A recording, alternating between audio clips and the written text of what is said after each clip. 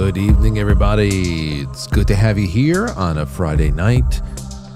That is the 22nd of August. Wow. 22nd of August, another week. Well, you know, not entirely, but the traditional work week is coming to an end right now. And then we will be live tomorrow night at 9 o'clock for a Saturday night special. That'll be fantastic. I can't wait to do it, to be honest. So, what are we going to be doing tonight? Well, I think it's going to be pretty fun. And I've got some company in the room right now. To the left of me is Matt. Matt, how you doing? I'm all right. You're all right? I guess. You know, if you start becoming miserable, people are going to be ecstatic. Well, guess what? I hate my fucking job. He's back! No. Well, listen. I hate it. Well, listen. I don't get paid enough. It does. Well, nobody gets paid enough. Nobody gets paid enough. I made way more money. Well, you're getting. Well, we already talked about this back last year. Benefits, everything else, it shakes out. I don't care about benefits. I don't care if I die as long as I got money in my pocket. I don't. You know what's funny? Well, it's not funny. It's just something that happened. So I have some life insurance, but I want more life insurance. And just because, you know, I don't know. You gotta do things. Make sure that people are taken care of if the worst happens. I don't even like thinking about it. But I had a call today with life insurance company because my financial advisor guy, he said, listen, you should check this out. I think the rates are really good for you. Somebody your age, you can get, you know, I don't know, a nice amount of coverage for you, your family, and for not that much. I said, all right, but I don't have to give blood and urine, do I? Because listen, here's the thing that kills me. It's like whenever I go and get a physical and my doctor takes blood from me and I get all these extra things that Jay Glanello wants to see. So, you know, normal panels that you would get at a physical is like 3 vials. So I take about 5 to 6 vials or something like that every time I go and I get blood taken from my doctor. And you would think that you should be able to send that off like the next, whatever the results come in, your doctor's office should be able to send that to an insurance company and have that be enough for them.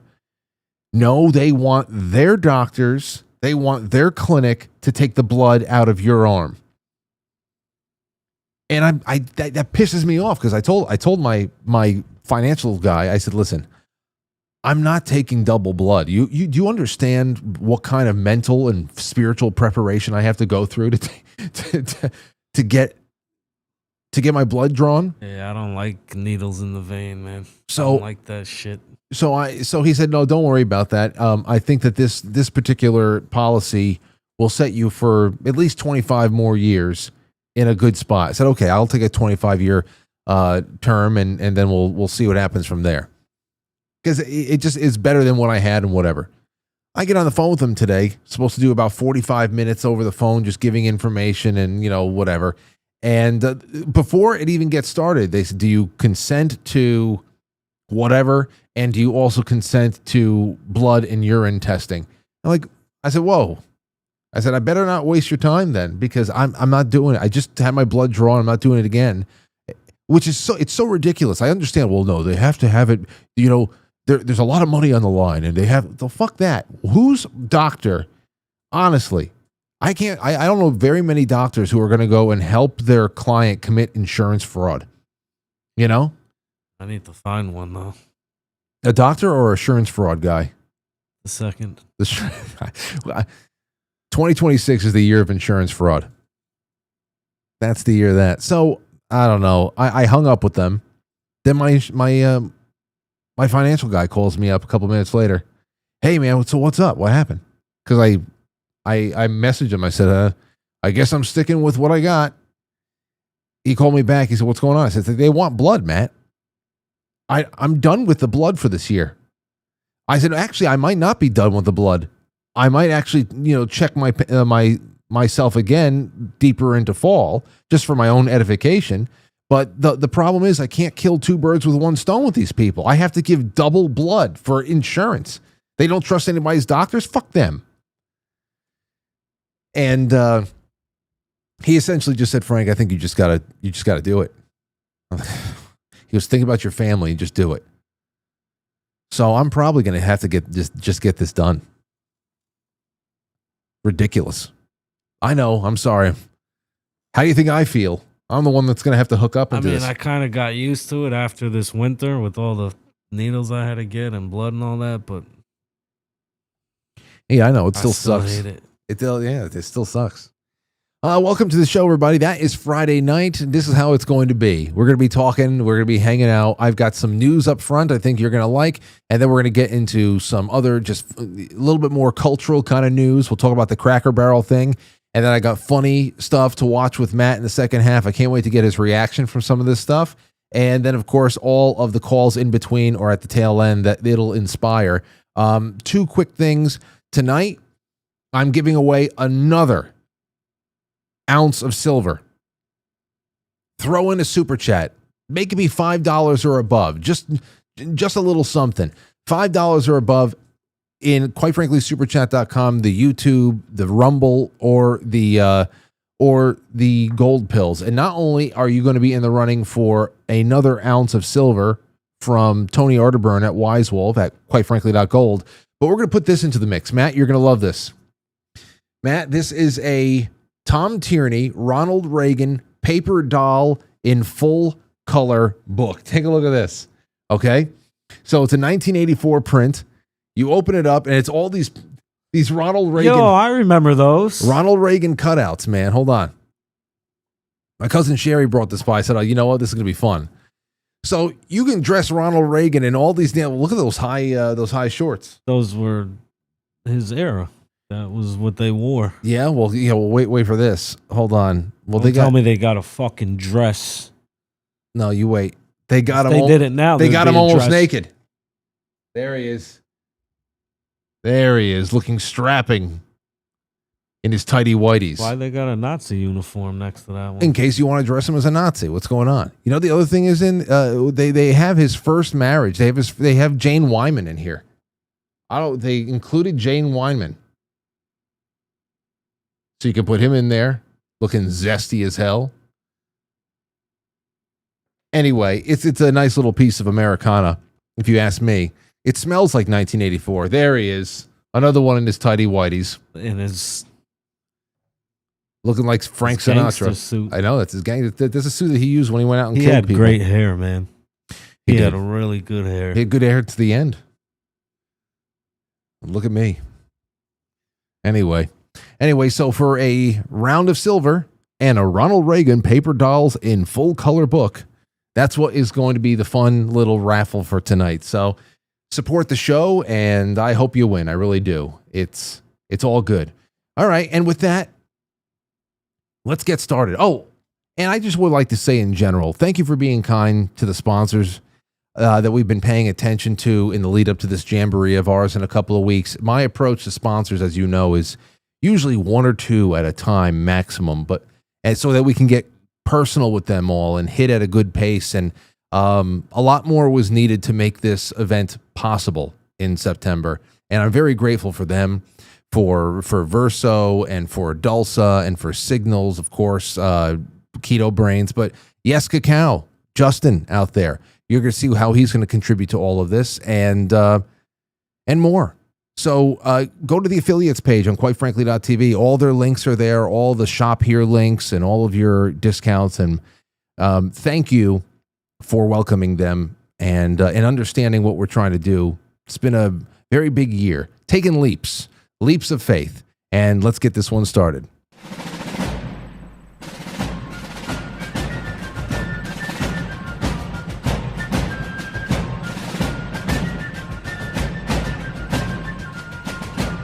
You let one ant stand up to us, then they all might stand up. Those puny little ants outnumber us 100 to 1. And if they ever figure that out, there goes our way of life. It's not about food. It's about keeping those ants in line. That's why we're going back. Does anybody else want to stay? Let's ride!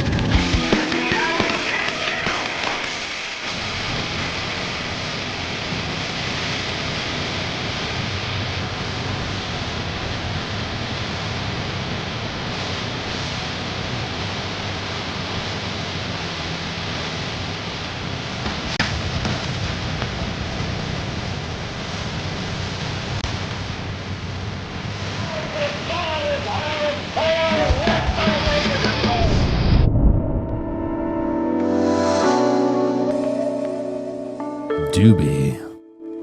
Okay, welcome to the show, everybody. Good to have you in. Good to have you on. Oh, you know what else? I should just say this. We, as expected, but sometimes I'm really stupid. As expected, last night's show was flagged for medical misinformation with G. Edward Griffin. And I just should have listened to my gut, because the last time I got a strike about a year ago was also for medical misinformation, and that was after interviewing one of the top cardiologists in the country, Dr. Peter McCullough. If they can slap a strike on him in all of their knowledge over there at YouTube, I should have just known. So, ladies and gentlemen, for shows like last night, YouTube is just not going to be in the equation anymore. I'd rather just say, guys, it's not going to be here tonight. It's going to be everywhere else. Then stick to all the platforms and perform a completely sterile conversation, or sterilize the conversation in some sort of a way that I'm uncomfortable with, because I really didn't think that we said anything too bad last night. And you can say it's all one man's opinion too at the end of the night. It's an adult audience, not meant for children, and whatever. But that's what we're dealing with, and I should have just listened to my gut. So when I say no YouTube tonight, just know it's got to be that way. Anyway, here's some news for you. Ghislaine Maxwell says that she does not believe Epstein committed suicide in a DOJ interview. So this interview that she had with the Department of Justice not too long ago, she talks about this whole thing about how she believes that he knew too much, and that somebody wanted him. Nothing. Okay. She is very clear about Donald Trump having never been anywhere, doing anything, receiving any kind of, not being present in a massage sense or doing anything inappropriate at any time, any place. I mean, she couldn't have been more clear. She's making a lot of statements here. Of course, the whole thing here is that after the last month or so of Epstein, wind taken out of the sails and balloons being popped and kind of lines drawn in the sand by members of the Trump administration, including Donald Trump himself. Of course, the real question is anything ever going to be good enough for people now who naturally assumed that all of this nonsense we came through was because Donald Trump was trying to protect himself from any kind of tie to the situation, and that is Ghislaine Maxwell just saying this to say it because some kind of a deal's in the works or something like that. So now there are people that are just never going to be satisfied, but I'm not surprised by what was in the from what I've read in this interview so far. Not surprised in the least. Have you been able to hear about any of it? Nah, I just know she said Trump didn't do anything. Yeah. I think it's ludicrous. She says that she stated she doesn't believe somebody murdered. She doesn't believe somebody murdered to keep him quiet or because he had information on rich and powerful people. I also think it's ludicrous because they would have had the opportunity when he wasn't in jail. And if they were worried about blackmail or anything from him, he would have been a very easy target. However, when asked if you don't believe that there's any truth to the allegations of blackmail, or that he had a kind of a list, or that he had reasons to have people hate him, why would somebody kill him in prison? Maxwell initially avoided the question. In prison where I am, they will kill you or they will pay. Somebody can pay a prisoner to kill you for $25 worth of commissary. That's about the going rate for a hit with a lock $25? I don't believe that. I don't. The whole thing is so weird. The whole thing has gotten so weird. But this will be something. Another little thing to add to the pile. All outside of that, John Bolton had his home raided today during a national security investigation. A lot of people have brought up his 2022 interview on one network or another, where he just wanted everybody hey, let's just see where it all goes and how the investigation plays out when they raided Mar-a-Lago and all of that. Well, this is being done for essentially the same reasons why they went after Trump, even though there's no, Donald Trump had all the reason to have national security information with him and the authority. They're looking for mishandling of classified and national security materials here. The FBI has raided the home of former National Security Advisor John Bolton as part of a national security investigation, the New York Post reported Friday. Federal agents arrived at Bolton's residence in Bethesda, Maryland at 7 a.m. Friday. 7? They should have made it 5:30. The order coming directly from Kash Patel, according to the Post. Bolton, who served as National Security Advisor during President Donald Trump's first term, was previously under investigation for misuse of classified documents. That probe was dropped under former President Joe Biden. This is related to a national security investigation of Mr. Bolton that was shut down by the Biden administration for political reasons. A source familiar with the raid told Daily Caller editorial director Vince Coglianese. So we'll see where it all goes for him. Donald Trump has essentially said, hey, whatever's going on, I got nothing to do with it, and let the appropriate authorities take control. And I remember, I don't know what I saw, one of the quotes from Donald Trump about John Bolton about why he doesn't like him. He calls him on multiple occasions, a wacko, and he is, because all he wants to do is go to war with people. But I think he says something that was just put in such a way. It's not untrue, and it's not unserious, but the way he said it, where all this guy wants to do is kill people.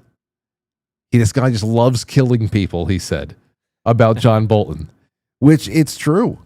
His solution for everything is invading a country, is toppling a country, is deploying the military, is ruining lives and killing people. And we'll see where this all goes. We'll see where this goes. And hey, if you can start stacking up this, I would like to see the wins start stacking up in that respect. So what happened with Canada today, where they dropped their retaliatory 25% tariff. So looks like that's starting to loosen on the trade end with our neighbors to the north. But then this is, Matt, this is what we got to talk about now. Hulk Hogan. It's a great loss. Yes, but did you hear about the update? What, he's alive? No. No. Hulk Hogan's death may not have been all what it seems. A breathing nerve was severed. Dude, I'm telling you, something is going on in this world. Everything is not. WWE legend Hulk Hogan may have died as a result of medical malpractice, according to a new report. The wrestling icon, whose real name was Terry Bollea, died from cardiac arrest on July 24th at the age of 71. Hogan had been in and out of hospital since undergoing neck surgery in May. He died inside of his Florida home. TMZ Sports reported late Thursday that Clearwater police are still investigating the circumstances of his shocking death. Yeah, I don't know. According to the report, it was his daughter that had started saying things. Well, I thought she don't like him, though. Brooke Hogan doesn't like? Yeah, didn't she say she wanted like nothing to do with him? Or she didn't even go to the funeral or some shit like that? Or really? Yeah. I didn't hear about it? Yeah. No, I didn't hear about that. TMZ reported that, let's see, according to the report, an occupational therapist was at Hogan's home when the wrestling legend suddenly stopped breathing. Therapist told police Hogan may have been the victim of medical malpractice. TMZ reported the therapist's name. This is all from the Western Journal, by the way. The therapist claimed Hogan's phrenic nerve was severed during a recent surgery. Oh. So it's not like somebody got into the house and severed his phrenic nerve. No one would ever be able to do that against Hulk Hogan. They'd get fucking leg dropped to death. The phrenic nerve controls the diaphragm, which allows the lungs to expand and contract for breathing. The phrenic nerve controls your diaphragm and is essential for your ability to breathe, the Cleveland Clinic explained. TMZ said Hogan did not experience chest pain before his death, but instead simply stopped breathing. It was Hogan's wife, Sky Daly, who noticed his breathing had stopped and called 911. Sources told TMZ, I bet you any money that nerve was holding on by like a thread. And then all of a sudden it snapped. Like he left the surgery with almost completely severed. And like a turn of the neck was what did. I don't know. It would have to have been just. That's the only thing that makes sense. Sources told TMZ the therapist's statements to officers were recorded on police body camera. Clearwater Police told TMZ their investigations had thus far included interviews with multiple witnesses and review of medical records. We have been in communication with family members, including son Nick and daughter Brooke. Well, what? Then I guess he was sleeping? I don't know. Because she noticed him not breathing. Like, if you're awake, you're going to notice yourself not breathing, I think, right? It was. Unless I guess he couldn't talk and then I don't know. It said he simply stopped breathing. All they said, they didn't say anything about sleeping. All they said was Hogan's wife noticed his breathing had stopped and called 911. Maybe he did lay down for a nap or something like that. You know, I guess it doesn't matter. Could have been in a chair. But he has been cremated. So you can't even go back, even though there was an autopsy that was completed. But they declined to release the results. The wife declined. So, damn, man. Those neck surgeries, I know that sometimes you have no choice. Actually, Ozzy Osbourne blamed his neck surgery. He went to his grave believing that what screwed him up ultimately, that left him unable to walk, was an unnecessary neck surgery that was pushed onto him. He believed it was medical malpractice too. He was very vocal about that. He and Sharon were like that too. So now listen to this. Talk about some Friday news. This started going around. Tech investor Peter Thiel to hold a multi-part Antichrist lecture series beginning in September. Now, he's already been on in several interviews talking very strangely about antichristic kind of things in relation to AI and where society and culture is going and all that stuff, and where he would like to see with the world. But it all leads back to this. What is it? The Commonwealth Club, San Francisco. This is the event that everybody is talking about today as it started getting around. The Antichrist, a 4-part lecture series. You are warmly invited to a series of 4 lectures by Peter Thiel addressing the topic of the biblical Antichrist. Peter is a technology entrepreneur and investor who has spent much of his career writing and speaking about how his Christian faith informs his understanding of the world. His remarks will be anchored on science and technology and will comment on the theology, history, literature, and politics of the Antichrist, the politics of the Antichrist. Religious thinkers upon whom Peter will draw include Rene Girard, Francis Bacon, Jonathan Swift, Carl Schmitt. These lectures are off the record. The lectures are designed as a cohesive series with each session building on the last to support continuity and community. Tickets are only available for the full 4-part program. So they're going to have drinks and desserts there. At 5:30 p.m., they'll have drinks in small bites. I guess that's finger food. Hors d'oeuvres. Then you're going to have your lecture. Then Q&A. And then drinks and desserts. Brandy and cigars. That sounds nice. Brandy and cigars? Yeah. Yeah, it does. I wish, you know where I wish we were right now? I wish we were on the roof. Mozart? Oh, I thought you were going to say the Mozart Club or whatever that cigar place was. Where was that? Was it the Mozart? The Mozart. No, that was a cafe. No, the Mozart. Cafe Mozart was in Mamaroneck. And there was one in the city we went to. Hold on. Near the cigar place we went to. Mozart Cigar Bar, NYC. Is that what it was? Let's see here. No, the Carnegie Club. We went to the Carnegie Club. Carnegie Club, but then we went to some fucking Beautiful. This is where the second half of my bachelor party was I at. had the Frank Sinatra guy there Yep. that night. Oh, the Carnegie Club is so good. We sat right in that little nook over there, and they had the Frank Sinatra tribute band there that night. Everybody's having drinks, and they come to you with a really nice selection of cigars. I forget which ones I had. It's a nice place, really is. That was a great night. We did a lot of walking that night. Yeah, didn't your shoe fall apart? My shoe fell apart as soon as I got off the train here at home. And we're only a block away from our cars. And we had gotten it the whole way. We walked all over the city in the rain, going from the Brazilian barbecue place. Oh, yeah, That was good. With all the garlic steak. Yeah. They're just cutting all that stuff right off the spit, and then my shoe just completely flaked apart like a banana as soon as I got off the train coming home. I wore those shoes to the last step. You know, that's just it. One of those things. So it's going to be off the record. So who knows what is actually taken, what it's sneaked out of there, what people are going to be talking about, what it is. But those of you who believe that there is not one Antichrist and that it is a little bit more of an Antichrist system and that AI is a part of it, because there are no, you see, that's the thing here.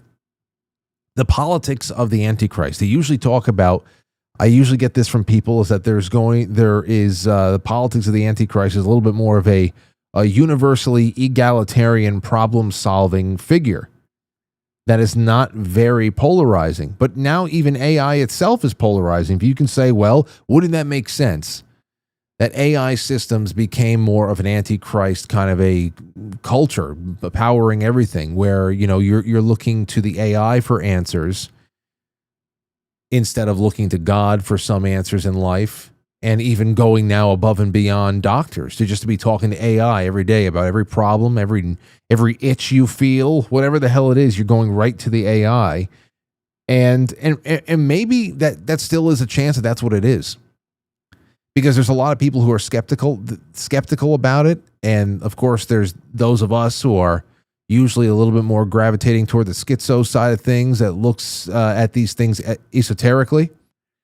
But does the average person look at AI tools as something that could be compromising to humanity? I don't know what the average person looks at this as. And I don't know if AI skepticism is anywhere near critical mass. So it may be the foundation for that AI Antichrist kind of what did Leo Zagami call it? Cyber Satan. I think Leo Zagami called it the Cyber Satan system. So there's that. Things you can call in on. Now, Matt, this is another one. I can't wait to hear about this with you. Cracker Barrel. Cracker Barrel loses almost $100 million in value after divisive logo refresh. Cracker Barrel stock plummeted $94 million on Thursday after the country staple restaurant pushed out as an unexpected rebrand of its logo. What? The 55-year-old company's share value dropped 7.2% following the decision to remove the old man that's sitting there with the actual barrel, and carefully sketched barrel on its logo, as well as the whipping K flourish over the restaurant's name. Cracker Barrel Chief Marketing Officer Sarah Moore said that she was excited for the refresh. They always are. In March, while noting the goal was to revitalize the brand that resonates with loyal guests while welcoming new ones to our table. I don't understand what was unwelcoming. I don't understand what was unwelcoming to new people. What's the new logo look like? Hold on, let me get it for you. Because it's not so much about the rebrand itself. We can take a look at it. Wait, let me see here. Cracker Barrel. Oh, here you go. Here's one from Zero Hedge. Cracker Barrel faces a Bud Light moment. Cracker Barrel's new logo isn't an accident. It's CEO Julie Fels-Massino's project. There's the problem glasses. There's the problem glasses. You know exactly where this is going. Cracker Barrel's LGBTQ plus alliance it has now too. Very progressive. Good job. Well, anyway, here's the before. There's the after. Maybe it's because the white guy, he's probably racist or owns a slave or something. Well, most people ask the question, and I don't know how much of this is real, but the white guy, is this white? He's yellow. Is the barrel full of crackers, or is he the cracker, and is that the barrel? Yeah, that's true. So I don't care about it. I don't care about that whole aspect of it, whether or not the white guy is the cracker. But here's the other thing. I will say this. I'm not triggered by any of this stuff. I'm actually numb to this shit now. Corporate liberals sterilizing ancient brands and anything that smacks of tradition is just par for the course. That's just what it is. They want everything to be depressing, and then at the same time they call it a refresh when it makes things more like. How do you say that this is even from a marketing standpoint refreshing? It's boring as fuck. Yeah. Old country store has gone away. Even that line at the bottom. There's nothing welcome. At least the guy looks like he has like a smile on his face, and he's like, "Yo, welcome to Cracker Barrel." Now just hello. It looks like he's saying hello. Hello, Clarice. Why don't you come in? I don't even know if I've been to a Cracker Barrel. You've never been to a Cracker Barrel? Know. I've been to what's like their rival. It's another like all you can eat like place. Isn't that what that is? No, it's not. It's not a buffet. Are you thinking about Golden Corral? Yeah, I've been to Golden Corral. Oh. I don't think I've ever been to Cracker Barrel. I've never been to Golden Corral. I've been to Hometown Buffet. I've been to the Ponderosa. Oh, fuck that is. It's a buffet down. Well, at least it's one of those buffets we used to go down in for breakfast in Florida. We'd wake up, we go stuff our faces at the Ponderosa, and then we go to Universal Studios all day in the sweltering heat. Oh, the Epcot Center. Yeah, that's about what 40 minutes away or something like that. Epcot Center, that was just that could be a little bit of a drag if you're a kid. There's not, well, at least when I was there's not much to do. You go from country to country. You can't drink anything. It's very hot outside. Morocco smells like shit. And then you get to Mexico and you get to go inside of the Mexican place because you get to go into one of these like I don't know, some sort of it looks like a Mexican temple. But inside of the Mexican section of Epcot Center, it's almost like you're in the desert at night. So I used to love, there's maybe two times we went to Epcot Center, and the second time I was like, where the hell's Mexico? It was so hot outside. You go inside, it's air conditioned. The ceiling looks like it's the night sky with like these stars all over the place, and it's supposed to be like you're in the desert at night. And that was nice. But if you're older, you can have a drink in every, that's like one of the Epcot challenge. You have a beer in every country. I would be dead by Canada. But yeah, Cracker Barrel. So here's what I want to say. I would like to hear from everybody on this particular thing as we start opening up the lines. You can call in on whatever you want. It's Friday night. But I would like to hear from you guys about other places near you that you grew up with, or that you got to know as you grew older, whatever it is. Restaurants, movie theaters, department stores that you believe at one time really had it right. They had the vibe down. They had the market cornered. They did something that nobody else did, and then they just threw it all away. Is there anything there for you guys? I have one. Do you have one, Matt? A place that you used to go to that was great, and then all of a sudden they just changed something that just took the vibe away.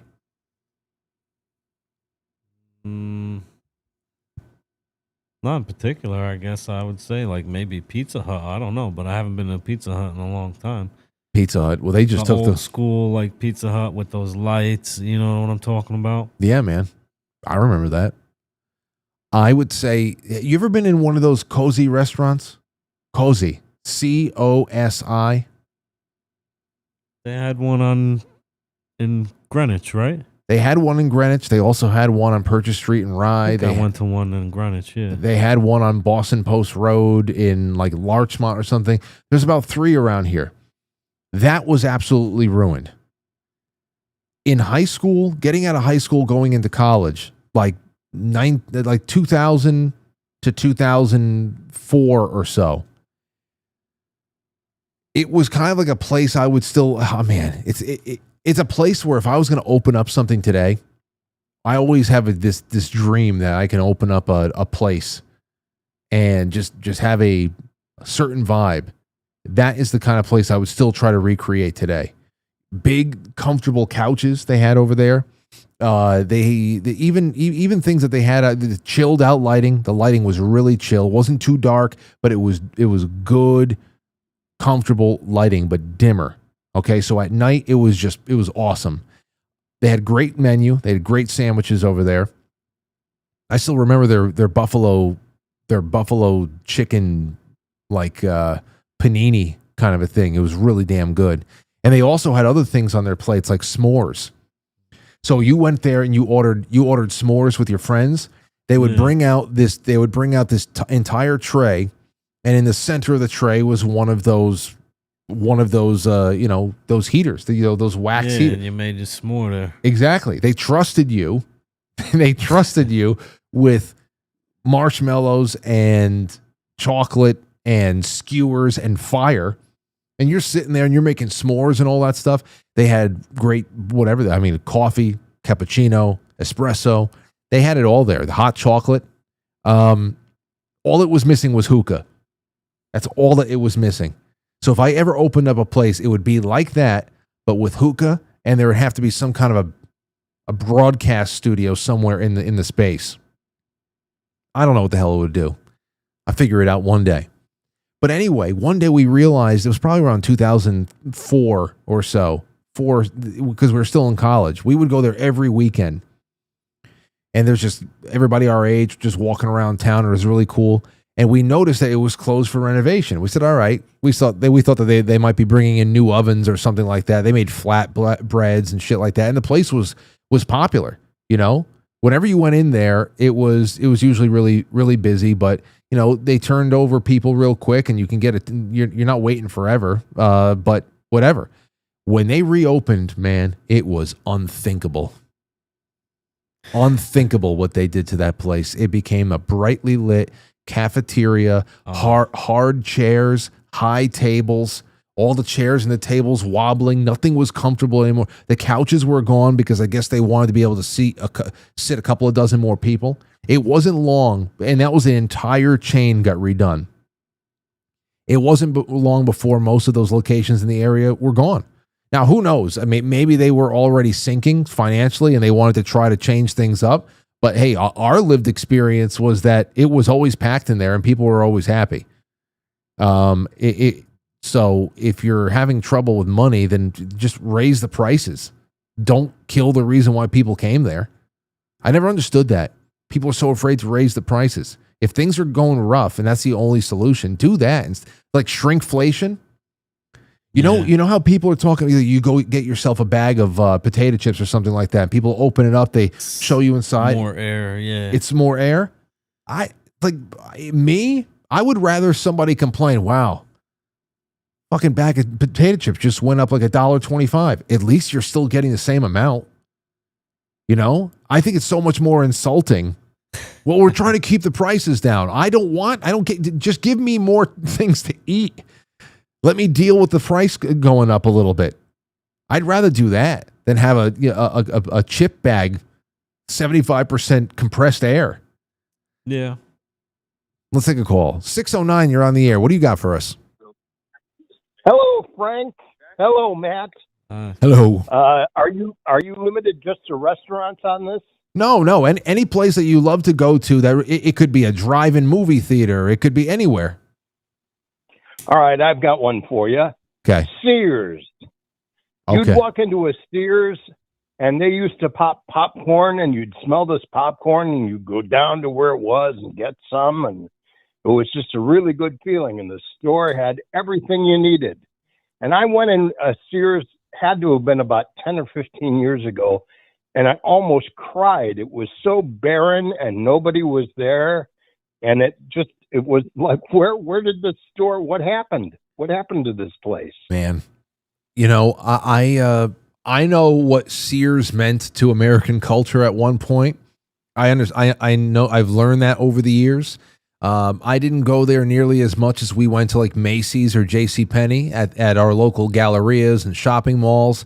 And those are where so many of my core memories, especially around holiday times, really come from. And I used to love so much about the way that everything was even decorated. I think that even when it comes to holiday shopping at whatever's left of the American malls around here, before all of our malls went away, it just became a little bit more sterile in the way that it was a little bit less proud of why you were. There was obviously that all the mangers went away. It was so much less heartfelt. They went away from the reds and greens and they went to golds and silvers a little bit more, really kind of icy instead of warm feeling. There's a lot of that started happening as well. And then, of course, I think just the general transition from incandescent bulbs to LED made everything feel a little bit less warm. There's that. So just a terrible thing. Yeah. I don't know what's going on with Cracker Cracker Barrel. I have no idea what's going on. Why they would do what they did. It's like old Coca-Cola. Remember what they did with the new Coke? Here's new Coke. Nobody bought it. But it's new. It's better. No, it's not. And people will tell you by not buying at Cracker Barrel how bad your decision is. It just reflects. And thank you so much for the call. So there's Sears, everybody. Take build on that, please. Thank you for the call. Build on that. Sears, JCPenney, Macy's. What happened over there? It doesn't have to be whatever happened there. Whatever happened there. Oh, wait until you see what I got for you later. Let's take another call from the Sentinel. Go ahead, Sentinel. JCPenney, Macy's. Yeah, sorry for the delay. Yeah, old Chicago tap room. How they changed their corporate model about 8 years ago. And I don't know if you're familiar with Old Chicago. No, I'm not.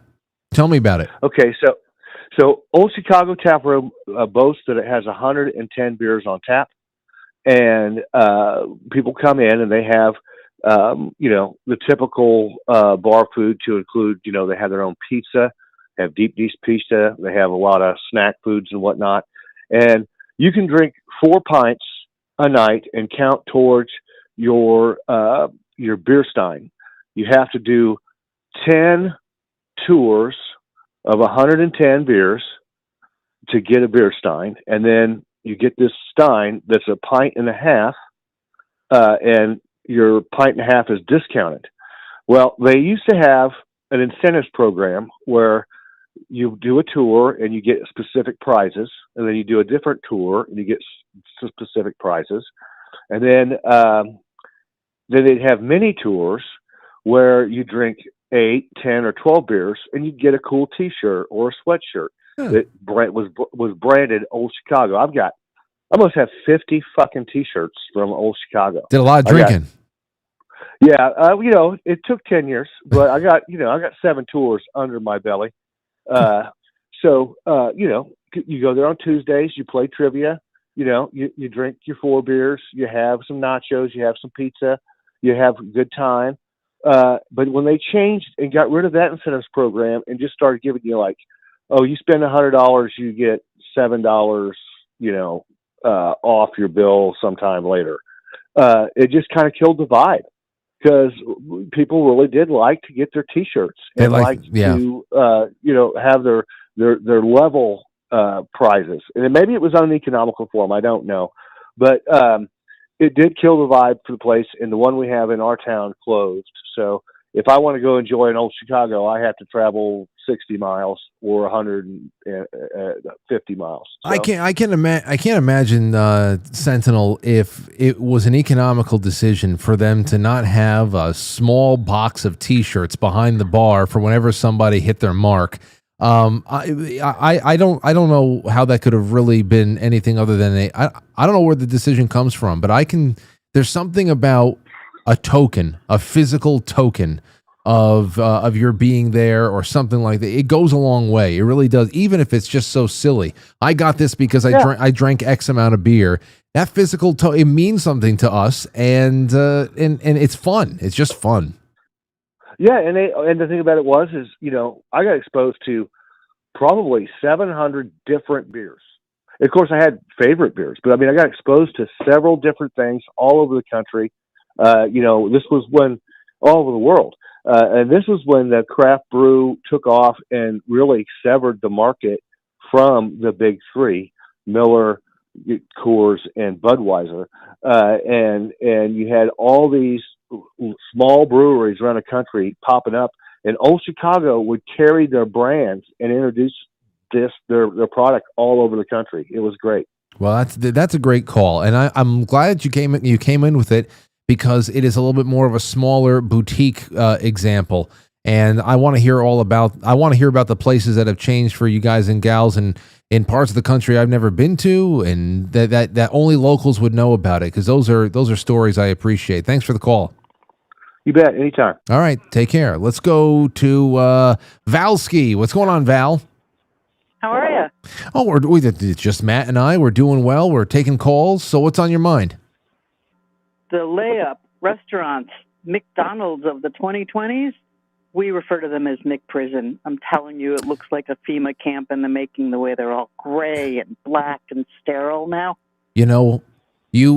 It should have been more obvious, and of course, I think because McDonald's is always made into some sort of a gigantic worldwide goblin of a corporation, it's easy to forget how fun McDonald's was when we were kids, and how it was geared up. Everything from their television commercials, even Burger King with the Burger King Vids Kids and all those. You remember the Burger King Vids Kids? I think so. And the Burger Buddies and all that stuff. These places were to go. They had ball pits. You can get impetigo from them. It was great. And what the fuck is that? Just like these skin diseases. Oh. But it was a family place. And absolutely. And now, right. Colors, laughter, just so different now. It's creepy. Yeah, didn't they kill off Ronald McDonald too? Yeah. I think he's Hamburglar. They all perished. I don't know. Ronald McDonald, I think, is completely absent from any and all marketing that I've seen. It's all he went crazy. Yep. Yeah, he went crazy. Yep. And then started releasing videos. To add another one, my husband misses Radio Shack. I miss Radio Shack too. That's where I got all of my first CBs, both handheld and my base station. That Radio Shack TRC 495 base station. That was my first. That was my first radio. That's where I got my radio. I have my Radio Shack trunk tracker, the police scanner that of course picks up nothing but DPW now, and there was other things there. They had musical equipment. They had a little RC cars and motorcycles, all kinds of cool Christmas gadgets, parts. Yeah, resistors, switches, all kinds of good stuff. What was more? Radio Shack. Oh man, you just brought me. Nobody Beats the Wiz. Wasn't that another electronics store back in the day? They're still out there. Oh no! Really? Wait, no. Maybe they are. I'm thinking about. There's another one too that had a commercial. At least up here. Which one? PC Richards. PC Richards. That's it. That too. I was thinking of that one too. Let me get PC Richards. Oh well, thanks for the call, Val. You have any more? Those are good ones. Did you hear me say Crazy Eddie? No, what's that? Crazy Eddie. That was another big electronics stereos, TVs, Crazy Eddies. They went out of business. It's funny. Anyway, there's a whole story there about how they got caught wiggling the books, but the brother who ran the books, he's now kind of an investigator for the government. Anyway. Okay, well, you're going to have to send that one to me. That sounds like a bigger, more involved story. I like it. Oh, yeah. He's kind of interesting to follow on Twitter. Okay, well, thanks for calling. And all the best to your husband, too. Thank you. Have a good weekend. What'd he say? Bye. What'd he say? He said, hey, Frank. Hey. Say it again. There he is. There he is, enjoying himself. Enjoy the rest of the night. Now you got me thinking about Radio Shack.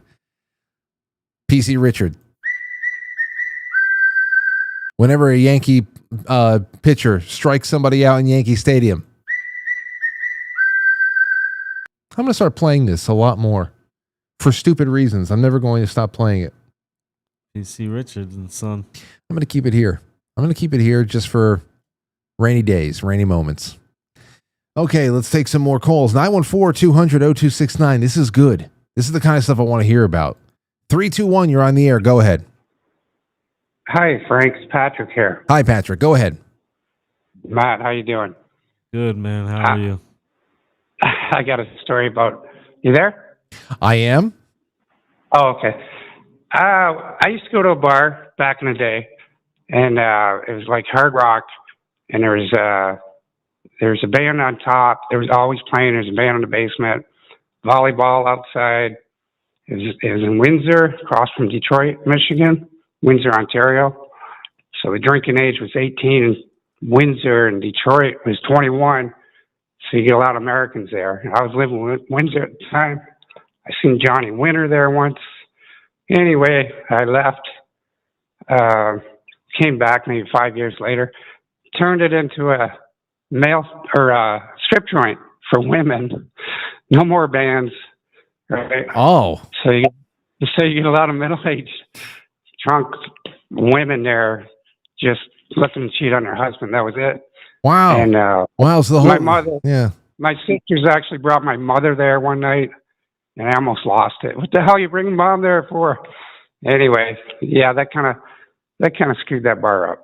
Well, that's you think about that. That is ultimate. That's insult to injury. It's one thing to have the local watering hole that you like going to. You might be able to catch a good band from time to time, whatever the hell. All of a sudden, that goes away. It's under new management, and you can't even come back to the bar because now it's just all male strippers.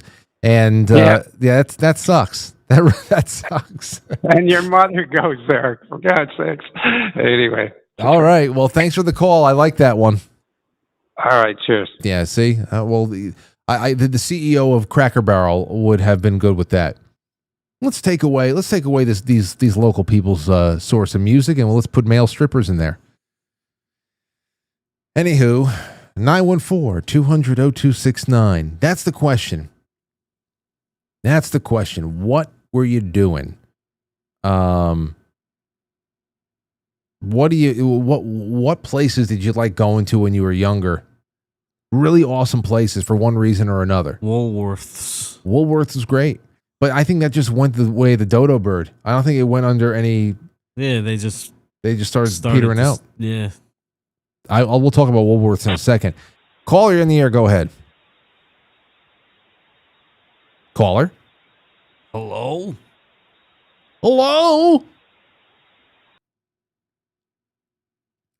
512. Go ahead. Hey, you mentioned Ponderosa restaurant, was it?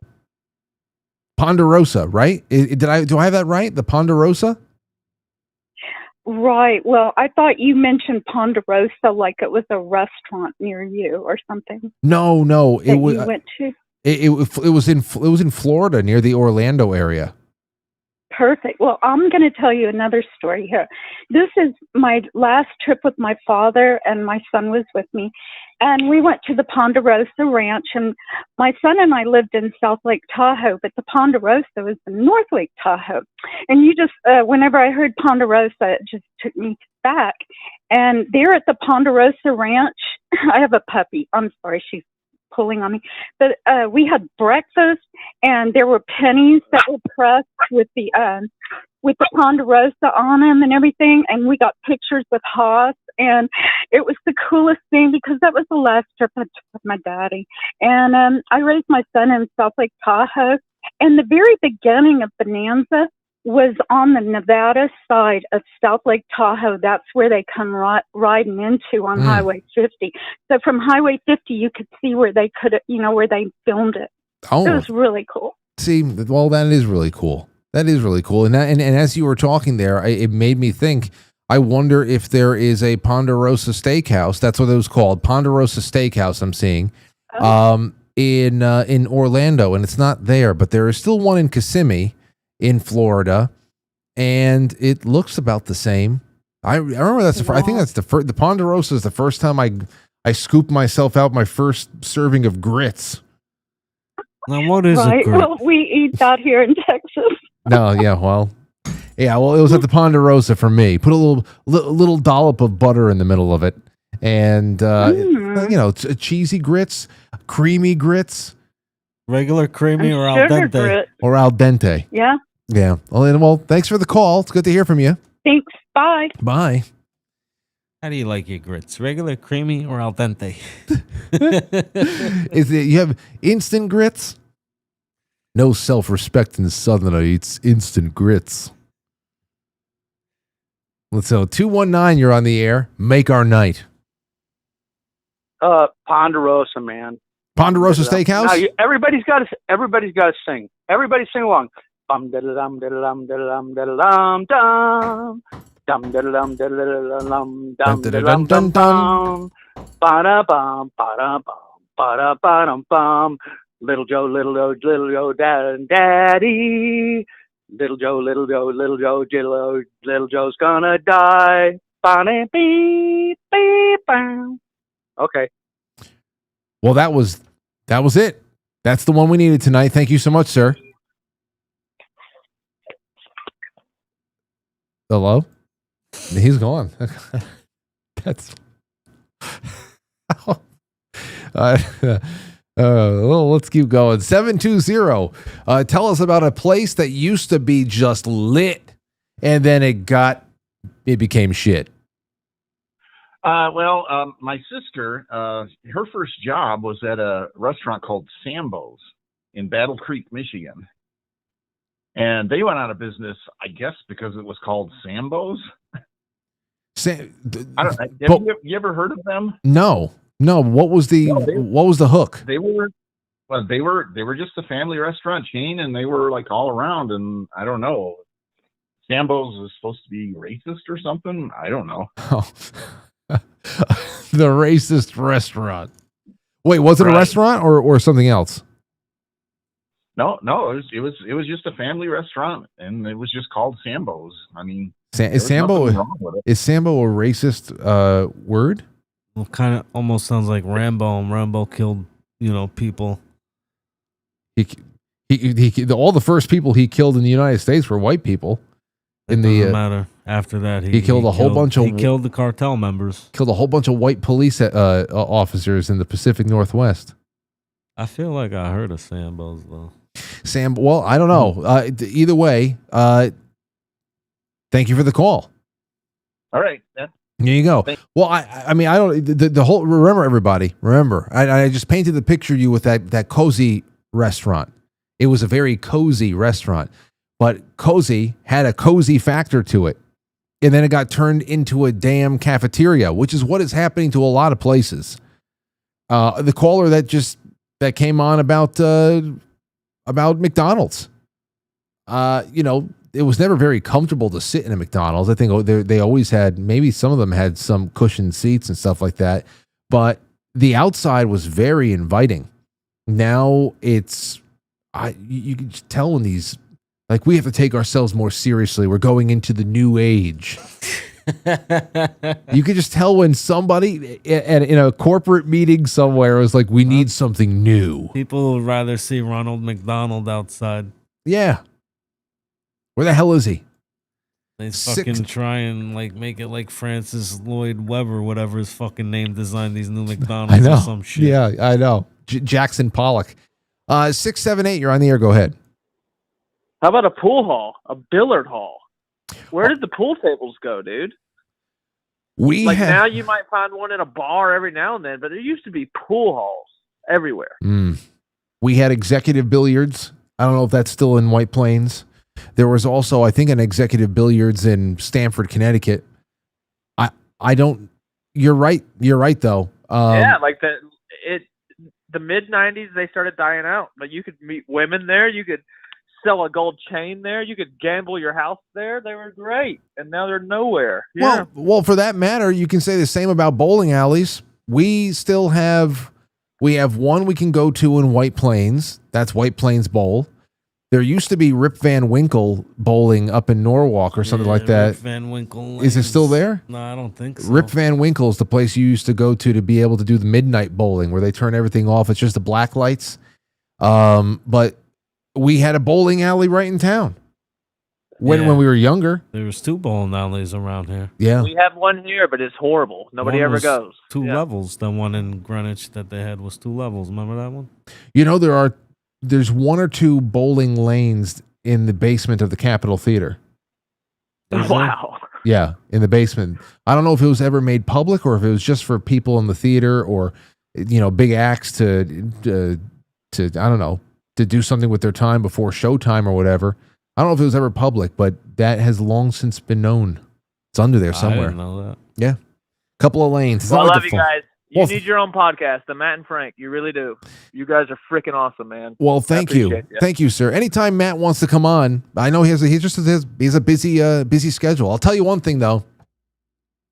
If Matt started coming on more than once a week, we need to start getting a lot more people sponsoring the show, because then I'd have to cut him in on some stuff. He needs to be cut in on more then at that point. So if you start seeing him showing up more than once a week, you better become a sponsor of the show. If for not my sake, then for Matt's. He at least needs a tip for all the hilarity he's given you guys. I'm just along for the ride on Matt Nights. Let's just take a call. 724. Go ahead. Hello? Okay. Let's take a really quick break. Halfway point. I got so many funny things I got to show Matt on the other hand. We're going to take more of these calls because there's so many coming in right now. I think it's really hit a nerve with somebody. That's when you know you got a good one. Okay? Keep the calls coming. We'll be right back. Quick break. Brainz is your creamy, delicious, no BS ingredients coffee creamer. It's your complicated biohacking neurotransmitter optimizing stack, but deconstructed and simplified. Brainz is a focus-inducing, anxiety-crushing, and body-energizing tool for daily use. I concocted Brainz for myself because I want to get the most out of every day I have on this planet. And I refuse to believe that I or anyone else has to live in a place of feeling suboptimal or imbalanced. Change your brain, change your life.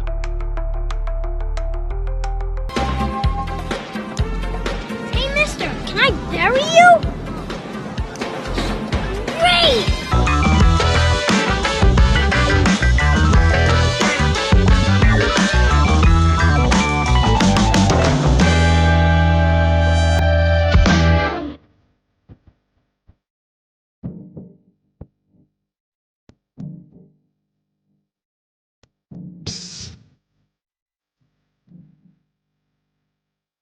Okay.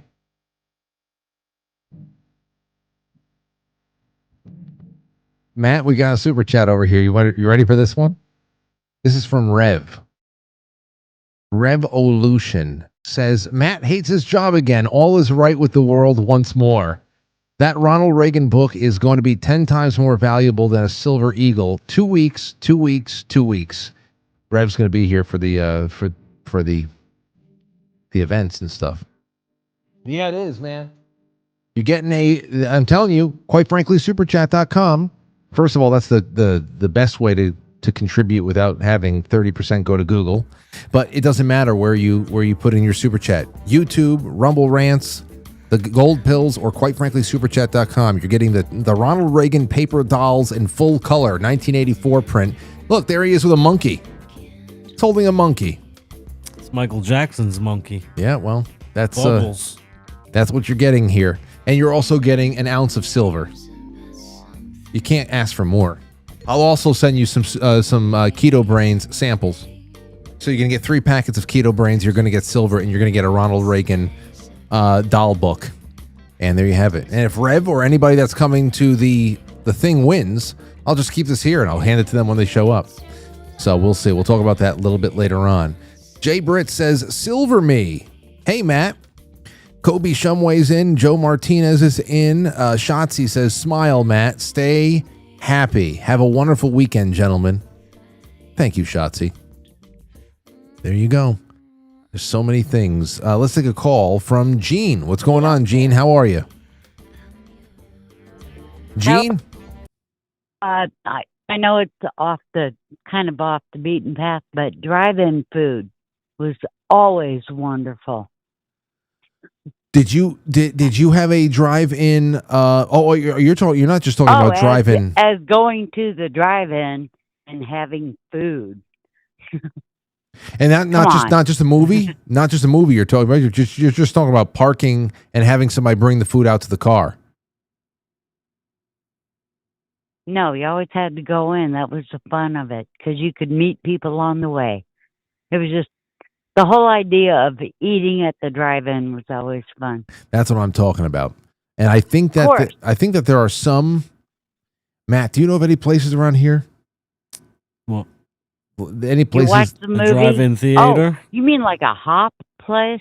Oh yeah, they still exist in Illinois.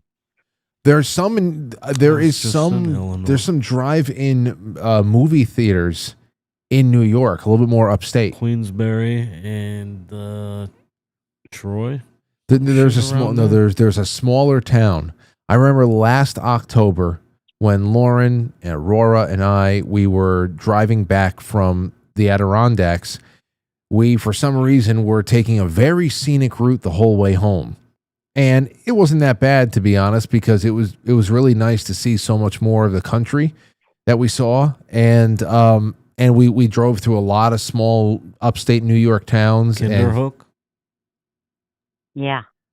It wasn't that. But I can't remember the town name, but it had a drive-in movie theater.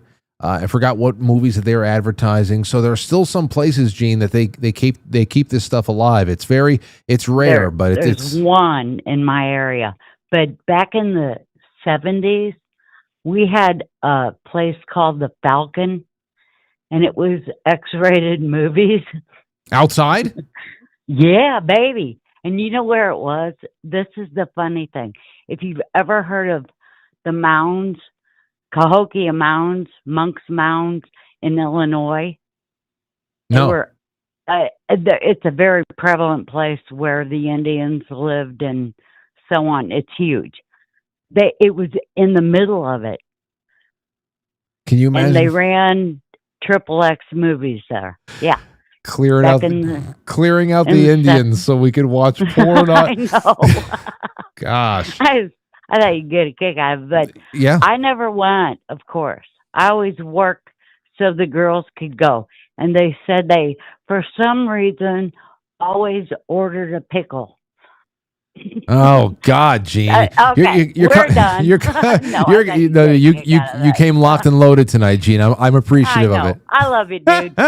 Thank you. Yes, we'll just have one pickle. Yeah. No, we're gonna share. Each. Yeah. Okay. I don't know. All right. Well, have a good one. Take care. That's bold, right there, to say, "Hey, we got to drive a movie theater. It's going to be all X-rated." That's very bold. Good Lord. King Cracker says, good evening, Matt. Frank, hope you both are having a good night. It's been a good night. We have some good topics of conversation here. We're about to watch some funny stuff. Jay Britt says there was a children's book called The Story of Little Black Sambo from the late 1800s that became very controversial during the 50s and 60s, being deemed racist. The restaurant Sambo's was named after one of the owners, Sam, not affiliated with the book. Oh, just one of those things where somebody's had an unfortunate name where everybody always thought that there was some sort of a racial undertone or overtone. I don't know. Okay, over on Rumble, let's see. Browntail, one of our pilot buddies, says, a tip for Matt. Welcome back, brother. So there you go. Matt got a tip. Tommy Jekyll says a tip. An apple a day keeps the, oh, heck with it. Good show, Frank. Tommy, thank you. But Tommy, you were I have 2 outstanding silver winners. And Tommy, you were the last one. So you gotta email me an address to give to Tony Arterburn, or else I'm just going to raffle that one off next week. Tommy. Nina rocks. Nina, love you, Nina. Hello, Frank, Matt, and all the Franklies. Good to talk to Nina. And I hope she's having a good time tonight. Valsky says, great show last night. Thanks, Frank. Thank you. Thank you. I'll never make the same mistake again with YouTube. Anything that is spicier than black pepper is not going to be broadcast there. I just don't even care anymore. All right, let's see here. Grandma Grateful says, hi, Frank, Matt, and Franklies. Happy Friday, folks. It's great to have you there, my friends. Really is. All right, let's take a call. Let's go to King Santino. How are you? Hey, I heard you guys mention Woolworths. Yes. Right? Back in the 80s, I worked in one in downtown Columbus, Ohio, right? Had the lunch counter and everything, right? And besides the 3 managers, I was the only white guy that worked there. When I come see you next month, I'll tell you some uncensored stories. You know what? Okay. Here's a good one. Here's one that is, I can give you some really good uncensored stories, but not for your show. We'll talk. But my old boss, I remember his name too, but again, I don't mention people's names because, you know what I mean? This guy's probably since passed.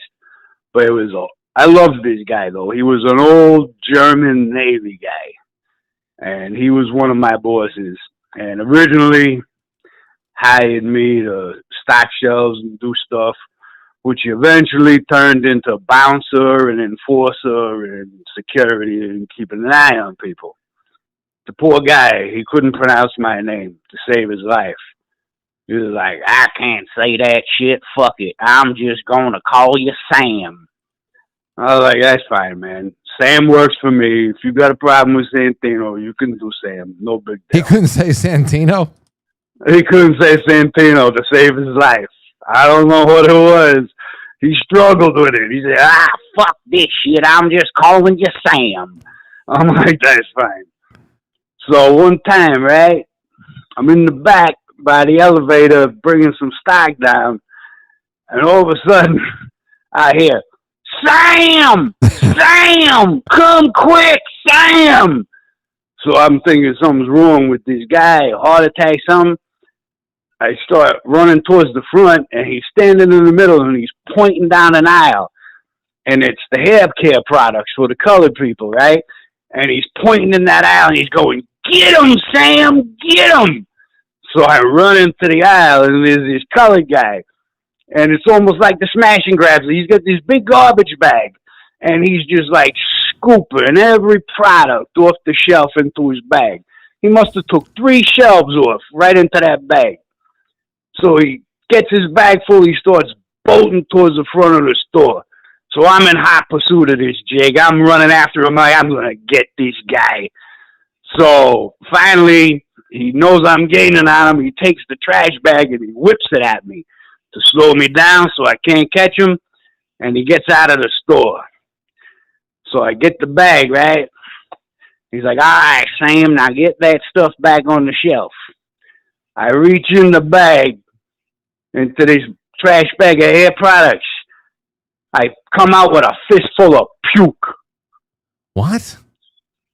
Yeah, there was puke in the bag. He was probably some kind of junkie. Oh. Whoa. Oh my God, man! I was so pitched.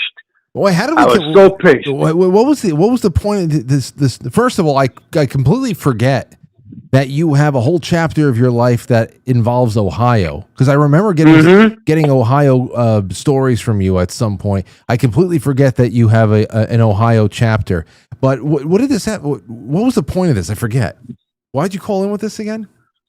Because of the old places, Woolworths. You guys were talking about places that don't exist no more, and somebody good time places, and somebody mentioned Woolworths, and that triggered my story. And the place was really nice too. It was 2 floors, and it had the lunch counter and everything. People come in, sit down, and eat. It was actually, you know what I mean, for only 4 white people working there. It was actually a pretty nice place. I remember Woolworths, and thanks for the call, man. Thanks for the call. Yeah, no problem. That'll give Matt some reason to talk about Woolworths too, because that lunch counter, that was iconic. And I think that when Woolworths in our town closed, my father was able to get some of the, I don't know, one of the hanging signs. He was able just to take something for himself, and I think we have that in storage somewhere. But I remember that's where I had my first lemon meringue pie. I didn't really like it that much, but sitting at the lunch counter was pretty special. Yeah, the grilled cheese was unbelievable. I don't remember anything. I know I had a lot of lunches there, but I don't remember. The only memory that has stuck was looking at the lemon meringue pie inside of the glass pie container and thinking, wow, that looks really good. And then being disappointed. And like, oh, this is just very sweet. Yeah. The meringue. Tough to get through sometimes. Maybe some people like it. Huh? Let's take a call. 845. Your stories of places that were great that went downhill. So as you're talking tonight, it's fucking great. Hi, Matt. I was like a million things flashed through my head, but I said, you know what? I live about, as the crow flies, a mile to a place called the Olympic Diner, and it's a 24-hour diner. It's still open. Like you can go there. Actually, weirdly enough, the last time I went there, we sat down. They said we're cleaning the kitchen. It was very strange. This was like 2 years ago. I don't go there anymore, so I can't complain. But as in any direction from where I live, there was a 24-hour diner. There's one left. The diners, they were great. Oh, shit. So Billy Joel said a couple of paintings from Sears. We decorated our house with a couple of paintings from Sears. That meant that, like, if you got an apartment or, like, you were starting a life, you went to Sears and you got fucking soup to nuts to furnish a fucking place. Anyway, I'm fucking drinking. I'm here fucking chilling. The diner's a mile away from me. I'm not going tonight, but on other nights, back in the day, you could go in there, sit down next to somebody, and fucking have some eggs and some hamburger, and that was the way it was. They cut all the cool shit out after they started this whole family-centric thing. It's like you feel like a weirdo going out by yourself, but you know what? You used to go to the bowling alley. You went to the pool hall. We have probably, Frankie, you want to see the last pool hall from back in the day? It's still in operation. It's called Jack and Jill's in Brewster, New York. It's from like the fucking 30s. It's still in operation. You can still play there. I know it. I know it. Yep. We did play there once before. I played pool at that pool hall in Brewster. That when Vita lived there. He lived there for a little while, but he moved to Brewster. His whole family had like a farm up there, and then after about 10 years, they came back. But when we used to go up there and hang out with him from time to time. We'd go into town to the pool hall and whatever. So yeah, it's who was it was a family member, you said? What was his name? It was a close friend of ours from down here. He's not local from up there. They did a short stint up there. You probably wouldn't know him. You never know. You never know. Well, you bring up, and it's funny. I'm sitting here with my brother. We're chilling on a beautiful fucking night in the heart of the Hudson Valley. Whatever. No, we worked at the Cameo movie theater. Me and my brother for, I don't know, like 5 or 6 years, like out of high school. And dude, I got fucking that Cameo movie theater. That should have been a national registered historic place. It really should have been. And for whatever reason, they didn't get it. And the air conditioning. that is a 1920s fucking movie. Like, it was the height of the fucking technology of the time. It was owned by this family named the Quinns, and we worked there for many years. I could tell stories. I love you fucking guys. At least you got a couple of stories on the record tonight, and it's spawned a couple of thoughts of my own. So thanks for the call, man. Hey, man, anytime, Frank. God bless you. Bye, Matt. See ya. Yeah. Yeah. There. First of all, the Embassy Theater. The fuck is that? Here. I don't know what that is. Right here in town. Right on Main Street. There's an Embassy Theater. Yeah, all right. And we're talking old, very old. You remember? That's been in disrepair for God knows how. It'll probably get raised like everything else in this town. It Sucks. Remember Sport Tech? No. Or whatever it used to be called. Sports Time? In Rye Ridge? No. Sports Time USA? No. It was like a sneaker store. Some things went. Sporting goods store. Some things went away. And now sneaker stores. McGregor, remember McGregor, the other sneaker store in Rye Ridge? I mean, what? You're only a year younger than me, right? I think so. But I You never really. remember that shit? I mean, I would go to Foot Lockers. I would go to Foot Lockers and things like that. The Galleria. Yeah, but that was that was our shopping center, though. I'm surprised you don't remember that. I probably did go. I probably did, but it was not a conscious choice of mine. If my mother said, "Hey, listen, we have to go buy you new shoes," if like school was starting or whatever the hell else, and she just took us someplace, I probably wasn't even paying attention, or I just forgot. Something like Foot Locker, you don't remember, you don't forget though. Yeah, it was everywhere. It's still around too. Very limited places they're around. Oh yeah, and also Foot Locker. That's another thing where old school television marketing and branding really left a mark on you. Like those Foot Locker commercials with all types of sports superstars and, humor and all that stuff. And we're all watching television. Media is pretty still consolidated. I remember those commercials. Yeah.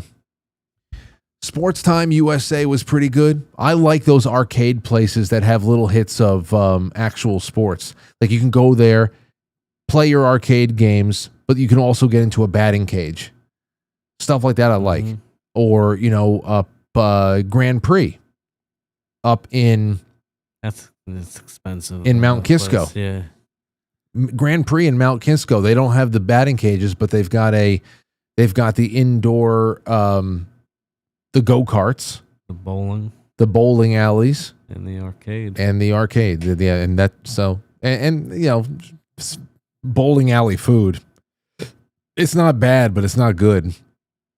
But that's pretty good. That's a pretty nice place to go in the dead of winter and do nothing weekends in January and February when you just don't want to be outside, but you don't want to be home. Go to a bowling alley. That's when we used to go to places like billiard halls. But it's yeah. Now a lot of this is not because of rebrands. You're talking about, when we talk about Cracker Barrel, you're talking about a situation of if it ain't broke, don't fix it. But that has been the death knell for a lot of really unique places that at least we had some, we didn't have any insight on their financials, but we had great times there and it set them apart, like the Cozy Restaurant. But, there are other things that are just going the way of the dodo bird just because of the way society is. We talk about all the reasons why people don't leave the house. Doesn't matter what the location is. So there's that. All right. Let's see. We got a lot of calls coming in. Let's take a really quick break to do. You know what? We'll take a couple more calls and maybe we'll watch a few of these right after the 8:30 mark. Let's go to 413. You're on the air. Go ahead. Hey, Frank. I want to tell you about this wonderful nightclub that used to exist in the little cow town of Hadley, Massachusetts. Okay. It was called the Vertex. Oh, no, Katina's, and then the Vertex, and it went back to being called Katina's. Every Sunday night they had metal night. It was so great. I saw bands like Cannibal Corpse, Suffocation, like all the old school Obituary, all the old school death metal bands back in the day before some of them got famous. Can I just say, Were you, you know, if you're calling me, you sound so quaint. You have such a quaint little voice, and but what you hearing Cannibal Corpse and Suffocation coming out of your mouth, it's like, oh, whoa. Now, were you seeking these bands out, or was it just there and you witnessed it just because? Why the hell not? No, I've always been a metalhead, like ever since Black Sabbath in the 70s when I was a teenager, and I just got into heavier and heavier and heavier music. All right. Now I'm into like the most extremely heavy stuff. Good. I just can't stop. Oh, I like that. Okay. Well, okay. So that's crazy. So they had a metal night on Sunday nights. What else? What else? So what was the downfall of this place? Oh my God. They turned it into a print shop. So it no longer exists. And also, it was right across the street from this great health food store, Bread and Circus, which got bought out by Whole Foods, and very, very sharp decline in quality. So it was wonderful. I'd go shopping at Bread and Circus, and then I would go to Katina's and rock out. And oh man, I miss those days. Yeah. Well, But wait, but tell me about Katina's though. Why did they end up selling? And of course, it just got turned into a completely different business. I'm looking about. I was wondering what I was trying to really get a lot more stories on were places that really were fun to go to that were ruined by what management and ownership thought would be an improvement to the business, but it really just took some of the magic away. It's not really to hear about a business closing and something just opening up in its spot. I mean, that just happens no matter how fun it used to be to go to the metal shows there at Katina's. But was it just that nobody was showing up? They couldn't make any money, or did management kill it somehow? Well, management were dealing drugs, and I think they got busted. So that was the end of the nightclub, and I don't know if they sold it or just shifted the business into just being a print shop. Print shop. Well, that's a very hard right turn right there. You know what? Let's get out of this. So sad. Let's turn this into a print shop here. No, it had to be something else. But thank you for the call, and that was really fun to listen to you just tell it. To be honest. Oh, thanks. Thanks so much for taking my call. I love your show. Okay, have a good one. Love you listening. Oh shit! Didn't wait. Not always. It just happens sometimes. No, that I can't imagine that was a like if the owners of Cozy were just like, you know what, we've got a really nice cozy restaurant here, and I think what we need to do is turn it into a Xerox shop. I don't think that happened. Maybe we should get rid of the food and put in Xerox machines. Everything's working good. Let's just fucking completely change it. Yeah, everything's working good here. I think we should. Shake it up. Shake it up. Turn into a pet store. I want to start selling goldfish. Let's go. Woolworths had goldfish. Well, they did? Yeah. Woolworths had a basement. That's where I got my first goldfish. Oh, caller, you're on the air. Hey, Frank, it's Nina Rocks. Nina, how are you? I'm good. How are you? It's good to hear. I'm so glad you got in tonight. I really am. I was talking, Me too. Last time we were talking, I said, listen, please find a way to call in if it's a topic that's got you thinking. So what can you tell? Oh, can you turn that back? Turn that down? Yeah. I'm trying to mute you. I can't find the mute button for some reason. Oh, there we go. Okay. So okay. I'm sorry. What I know about you, Nina, is that you love the music scene. You and I have gone back and forth about the New York music scene and in the city, and we've been to a lot of the same places in different times, of course. But what would you say about tonight's topic, where there was a place you love going to, it had a perfect vibe, and not that the business closed down, but someone tried to improve the business, and in doing so, they ruined what was special about it? Okay, so I had a couple that I wanted to bring up. Okay. We have up here in Poughkeepsie, Hyde Park area, we have two thriving theaters. One is the Overkill or Overhill, and the other one is the Roosevelt. And it's absolutely great. You know, you can go take your whole family for a lot cheaper than going to the theater. Mm-hmm. The one business that shut down because they screwed it up is Lemore's, like we were talking about. Lemore's, yes. I forget what happened there. Was that one of those situations? It was like the late 90s, early 2000s. They had closed the original side and opened on the other side, the other street. So once that happened, everything went downhill. It wasn't the same. It just had a really, really bad vibe to it. And there was really no place left to go in Brooklyn for a rock club. So I stuck to the island. But on Long Island, we had Deer Park Avenue. We had 3 rock clubs on Deer Park Avenue. And one of them closed down and became a beach free cafe. And I used to waitress there. The place was called Sears. Oh. And they had some of the best bands play there. Absolutely best. I just wanted to continue our conversation from earlier and try and tie it in. But then they were talking about the movie theaters, and I was like, Absolute Drive-In. It's absolutely awesome here. We have 2 of them. What in your the Deer Park area? When you said you had the best bands, did you ever get any national acts moving through, or was it just a really vibrant local scene with great local bands? It was a vibrant local with great locals, but we also had like White Lion, TT Quick. We had, oh my God, Overkill played there. And that was more Brooklyn area.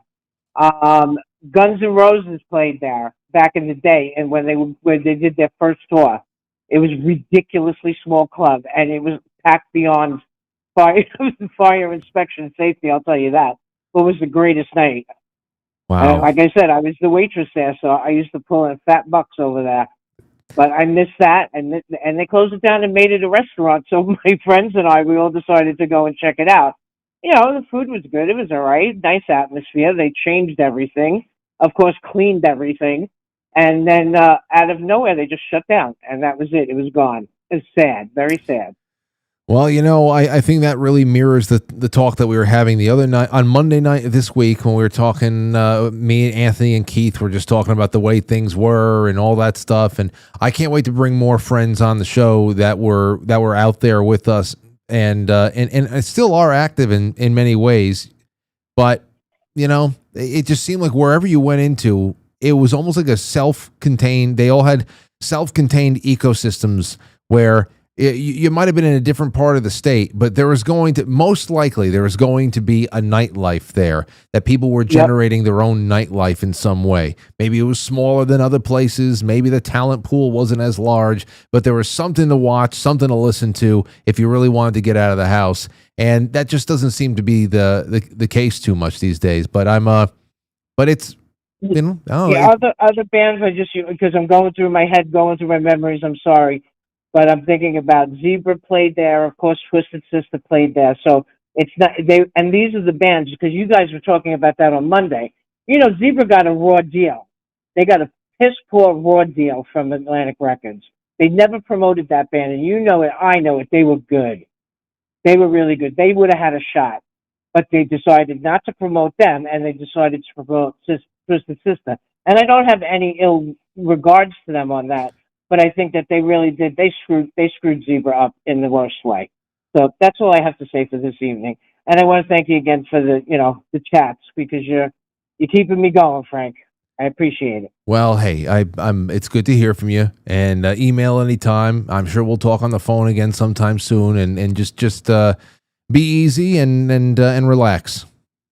I will. I love you guys. Hey, Matt, I love your laugh. You make me laugh so hard, I can't even tell you. You're so awesome. You really are. Thank you. That's Nina. So That's Nina, Matt. Say thanks. Well, huh? no, I was telling Matt, I was introducing you, that Nina, Matt, Nina. So there you go. Hey, Matt. How you doing? Well, call in again soon. And you know what, Nina? Depending on what time you go to, I know you're a night owl, so you might enjoy it. Tomorrow night, I'll have my cousins Sherry and Dave in here for the 9:00 Saturday night special. And knowing us, we will probably be talking about, bands and music videos or cheesy movie trailers or God knows what else. I'm gonna take out all of the the VHS kind of memories, feelings for the Saturday night specials. It was really great, and I can't wait to do it again tomorrow. So be on the lookout for that. Okay. And you're going to be on Rumble? No, it'll be on. Ah. It'll be on Pilled. I just became a sponsor for you on Rumble because I can't get my pill to open. Well, then go to Quite Frank. If you're having a problem getting Pilled to open, go to quitefrankly.tv and just press play. It's embedded right there. Okay. Okay. Okay. Thank you so much. Love you guys. You got it. I'll talk to you soon. Okay. Bye bye. You got it. And not only that, Nina, if you're still listening, not only that, but whatever we do on Saturday will probably be premiered on Rumble next Friday when we're off air. So that's how we are filling in gaps and trying to get efficient with the content that we're making. All right, Matt, let's do this now. You ready for this? All right. There's something I think you're going to like. Something that has come full circle. Did you see what the Giants released with Mike Francesa? What, a sex tape? Yeah. Watch the screen, my friend. He's the new head coach? Watch the screen. Watch this. So you guys have to get the park like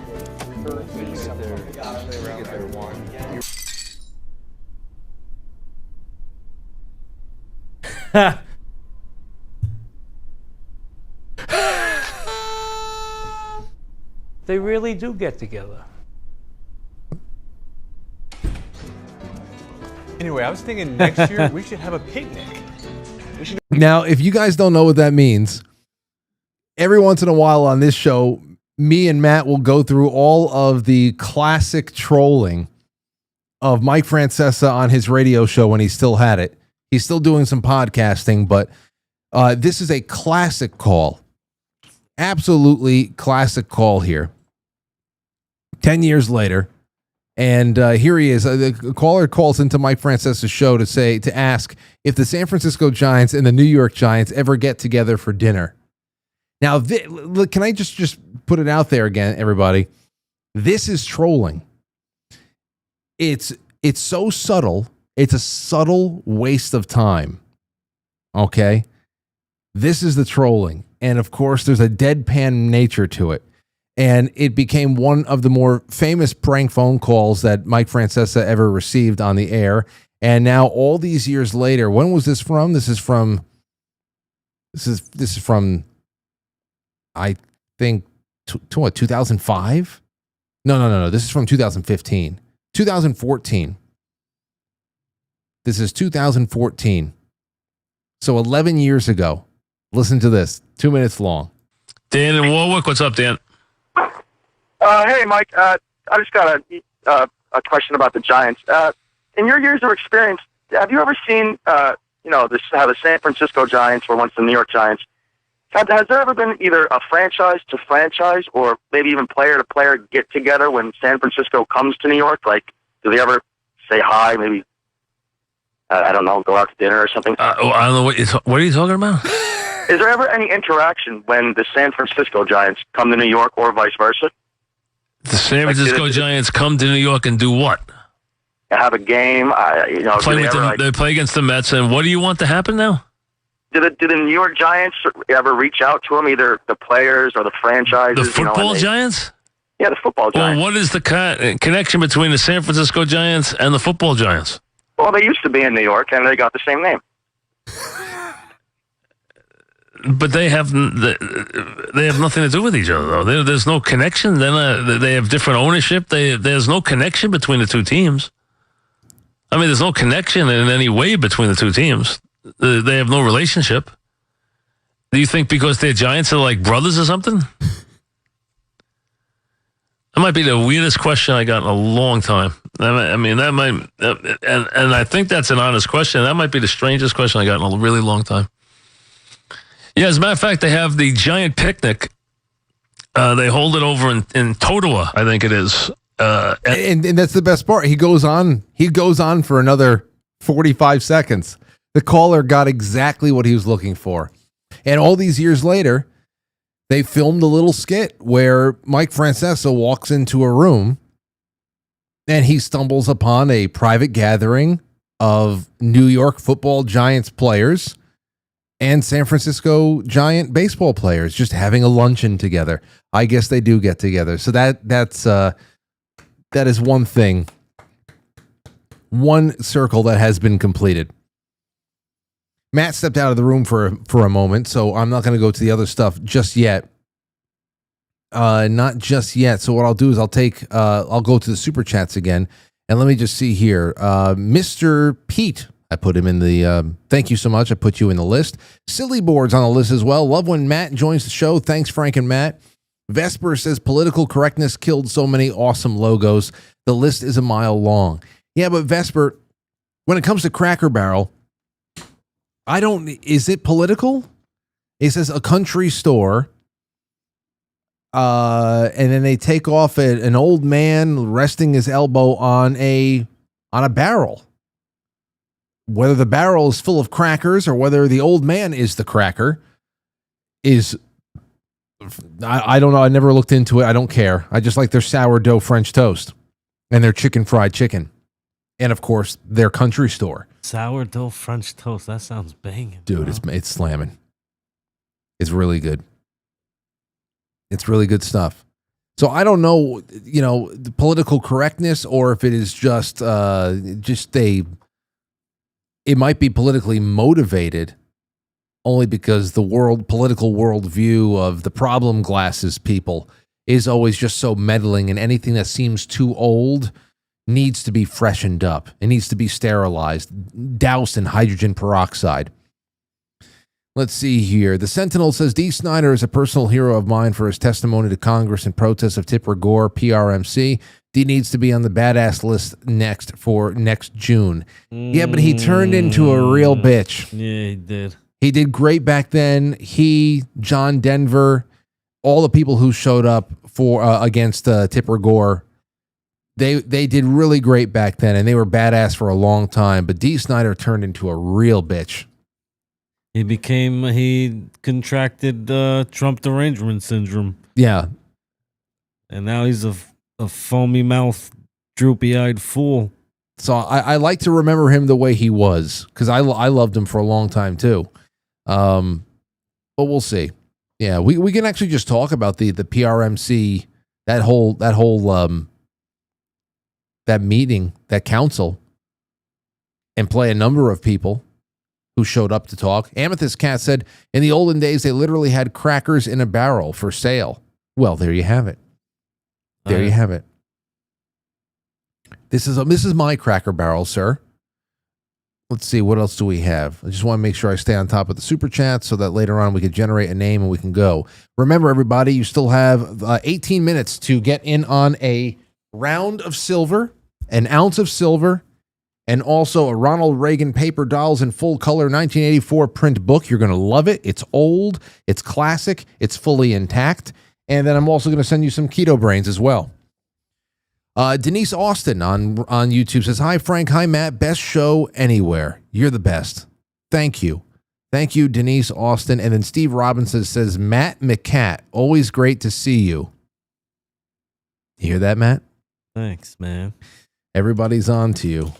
Denise Austin and Steve Robinson, and Shannon Small says bedtime for Bonzo was the Reagan movie starring Bonzo the monkey. I always thought it was so weird. Well, now you're going to have a Bonzo puppet if you win. So Shannon Smalls and Steve Robinson, thank you. Steve Robinson, Shannon Smalls. Let's get to this one now. Matt, I thought that this was funny for some reason. Well, for the reason that it was written.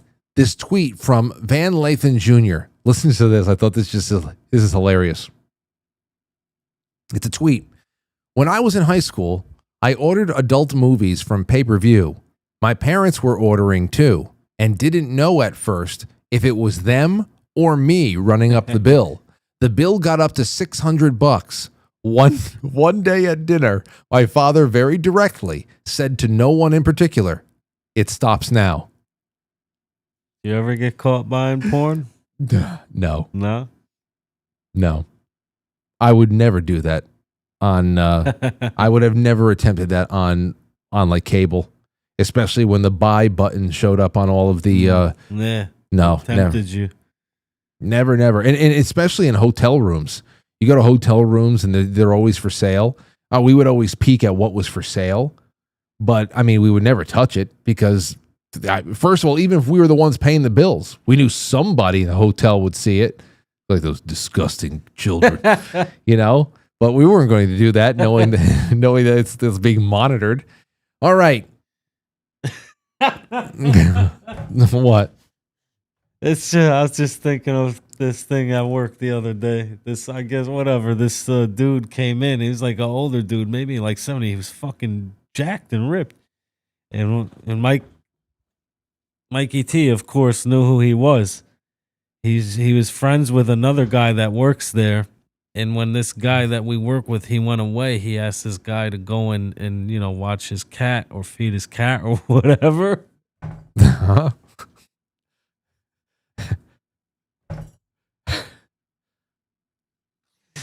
This dude ordered a bunch of porn, and when my friend from work came back to his apartment, bro, dude, he came on his sheets. There was cum on his sheets. He ordered like 3 porns, and he came on the guy's sheets, and just left. He just left the cum on the sheets. He didn't change them or nothing. I guess he thought maybe, I don't know, like it would crust over. What the? Oh my gosh! I think that was yesterday. That just reminded me of that, the buying it on pay-per-view because he bought it. I don't know if he thought he wasn't going to get caught, but he jerked off. Listen, there's people who are very just stupid. He roped all over his sheets. That's just, people are just so stupid to think, well, I'm here. I've got a TV. I'm sure he won't notice this or that. Like, I look at Mike, I'm like, yo, this dude, he's in good shape. He's like, you know who that is? I'm like, you know how Mikey T is. So You just know who that imagine him. You know who that is? I was like, no, who's that? He's like, whatever. He said the guy's name. He's like, whatever. He's like, Lenny knows who he is. He came all over his sheets. That's pretty much. I'm like, what are you talking about? And then he told me that's how he. Lenny knows who he is. He came all over his sheets. How old is he? He's like, this guy's got to be like, he's definitely at least in his 60s. And he's jacked.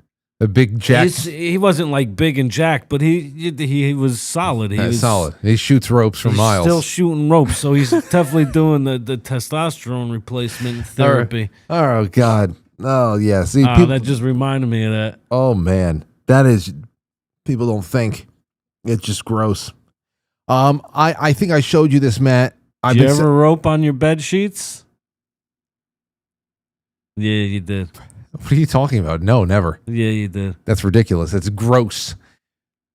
I've been sending you the AI post game reports from the Yankees. Have you been seeing this? Yeah. This is from Dangerous. What's it called? Dangerous AI official on Instagram.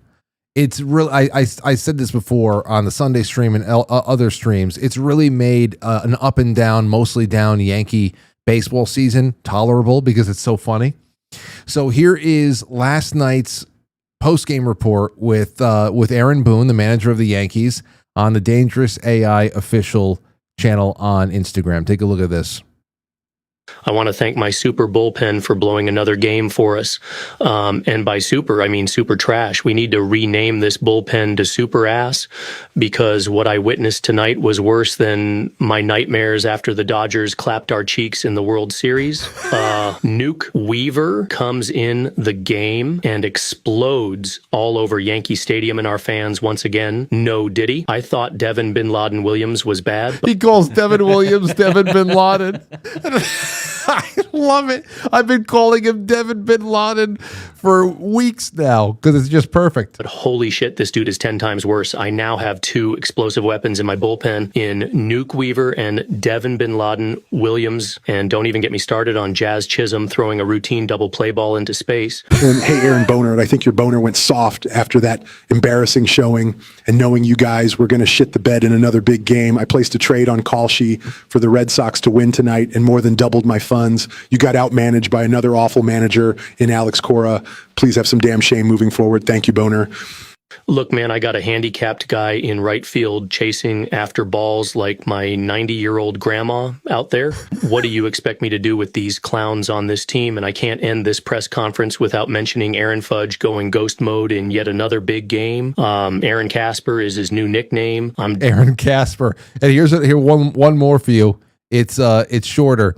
This was last week. Now the Mets have, I think, lost like 13 out of the last 15 games.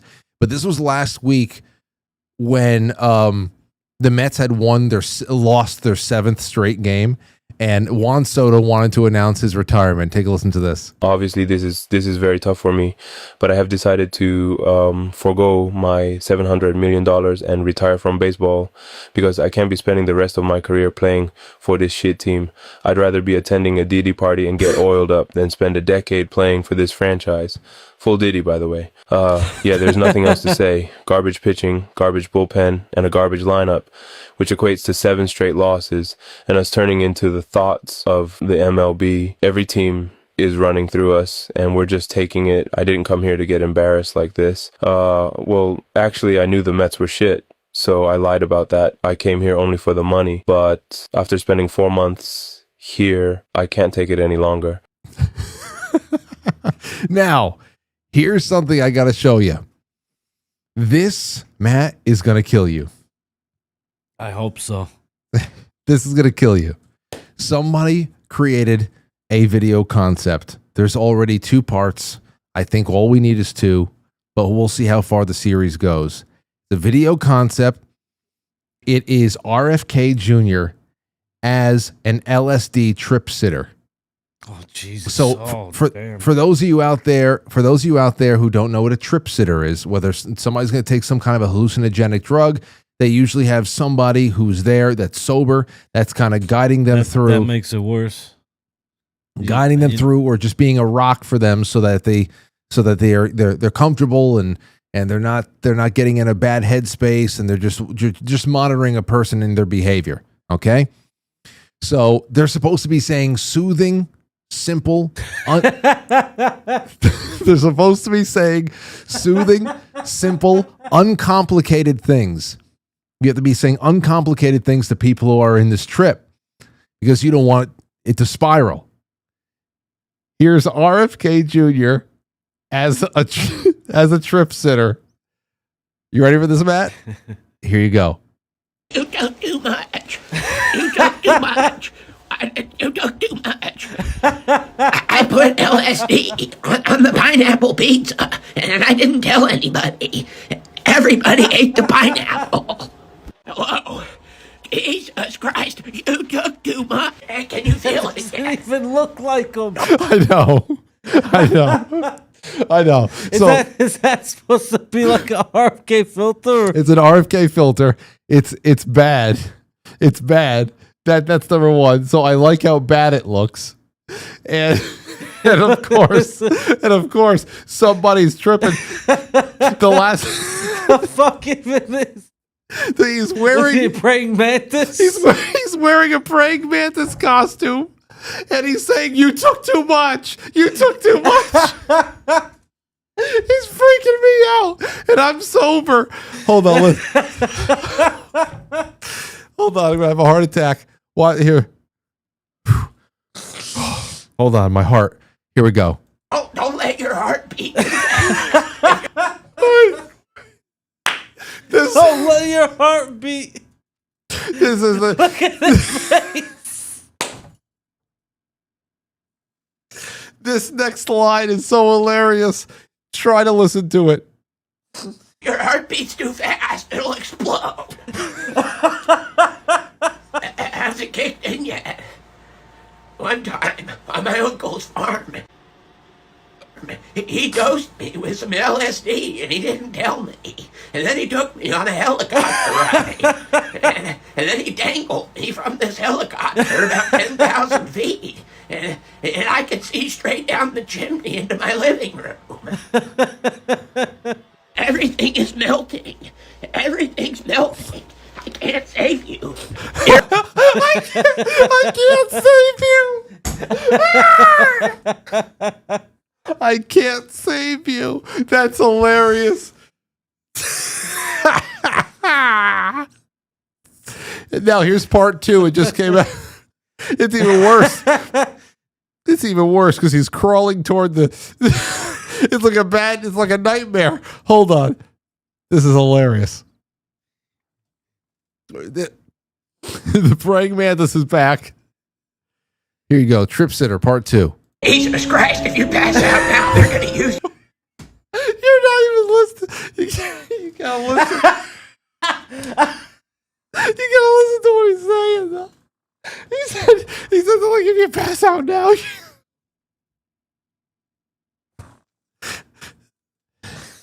All right, we'll try one more time. Here we go.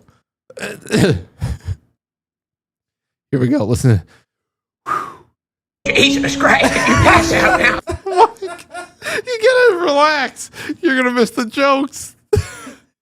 One more time. Okay, I'm gonna bring the microphones down a little bit. Okay, here we go. Jesus Christ, if you pass out now, they're going to use your heart and they're going to give it to Dick Cheney. His heart pumping now is already from a little Guatemalan boy. Oh my God, you took too much. Did you eat the shrimp? Did you eat the radioactive shrimp? Oh my God. How much did you take? How much did you take? Oh man! Him crawling toward you. How much did you take? He was supposed to know.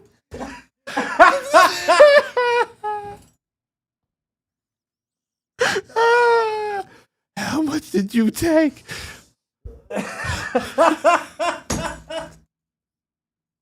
Who did this? Jesus Christ. It's called Doinkles Entertainment. Doinkles Entertainment. How much did you take? Dick Cheney. How much did you get? How much did you take? I'm just kidding. There's no monsters. There's no monsters. It's just the drugs kicking in. It's just. Did you hear that? I think it's the police. I think it's the police. Everything that you could do wrong.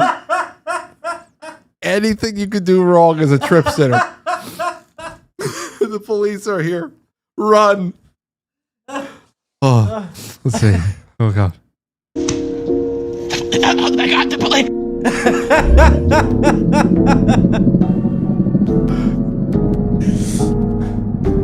Just kidding. The police aren't here.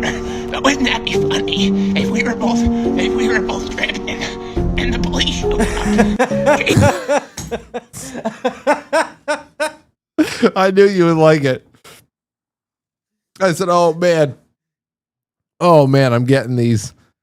Oh, getting those from Matt. Okay, so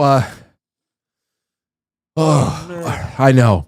Okay, listen, everybody, it's 8:58. I'm going to do this the drawing over here, and then I'm going to we're gonna do the end credits, and then I have a couple more videos real quick. I'm going to show Matt for just a little bit of extra innings on the other side. You got to watch. It's going to be more of this. Let's see here. All right, we got Two Dogs Mike D. Says countless cozy old country and liquor stores in the Sierra Nevadas used to smell of old wooden floors and exposed beam ceilings inside, but they get bought by East Indians who cover the wood, install LEDs, and it just stinks. You know, Mike, that is part of what I love about Cracker Barrel. It smells like a fire was just extinguished in the fireplace. There's a lot of that there too. Two Dogs. I'm going to put that down. Two Dogs, Mike D. Running on Empty says, my grandma bought her house from Sears for $2,000 in 1920 out of the catalog. That's what I wanted to say. When we went to Anthony's girlfriend's family house. It's a Sears house? The back, there's a second, like a guest house in the back. And I was talking to her father, and he was showing us their their fire engine and all that stuff that he Fire restored. engine. He restored a 1949 fire engine. Angelo knows him. Okay. Yeah. Well, then they have it. And but the house the garage he keeps the fire engine in is attached to a house. The garage is a new addition, but the house itself, he was telling me, this is a Sears house. This was about, I think he said it was a little under $5,000. And it was one of those classic Sears houses where one day the directions and all the material is being delivered and you get to put it together. And I was looking, it's the first time I was $5,000 back then was still a lot of money. Well, still within that range. Like what Running on Empties over here is talking about is $2,000 in 1920. Yeah. But in the 1950s, $5,000. Still, this was a sturdy, good-looking house. And it was the first time I actually was ever in front of one that it was told to me, hey, this was essentially a Lego set. You order a house from Sears, and the truck's showing up with all the lumber and everything you need. So thank you for that, Running on Empty. And then we got Denise and Steve Robinson and everybody else. Let me make sure that I didn't miss anyone on Rumble. Grandma Grateful, I just signed up for a second $5 subscription on Patreon. You don't have to send the other one welcome package. Number 2 is for Matt. Oh, you didn't have to do that, Grandma Grateful. Well, either way, I'm going to do something special for you. I'm going to do something special for you. Big Chief Patriot says, great show tonight, gents. Thank you, Big Chief. You are in with a Grandma Before, and let's get this one going. Let's see who wins, the silver and the Ronald Reagan and some keto brains. Ready? Matt, give me a drum roll. I'm not a drummer. And get out of town. Nina rocks. Nina rocks. Nina rocks. Nina, we're gonna get you won some fun stuff, Nina. So I'm gonna get you. I'm gonna get in touch with you afterwards, and you gotta tell me where to send this. So by all means, there you have it. Nina rocks. That was from namepicker.net. We had 20 names, about 20 names in there. That's the way it goes. Okay, Nina rocks. Thank you guys so much. We'll see you on the other side of the end credits. It's already 9:02. We're going to go until the lights are off. It'll be funny. Trust me. Don't go anywhere. In fact, go over there. Pilled.net. I'm going to drop the link in the description. But you can also, I'm going to drop the link into the chat rooms, but you can also go to quitefrankly.tv and you can click right through on there as well because Pilled is embedded on the center. Thanks, Matt. Thank you, Francis. And I'll talk to you guys a little bit. That's the end of this officially. Oh, God bless America just says, thank you, Frank and Matt, for always making me laugh my ass off. I love you both and I appreciate your humor, insight, and confusing you both for family. Kathleen from Washington State. Well, it's great to have you out there, Kathleen. It really is. And, in many ways, we're becoming family.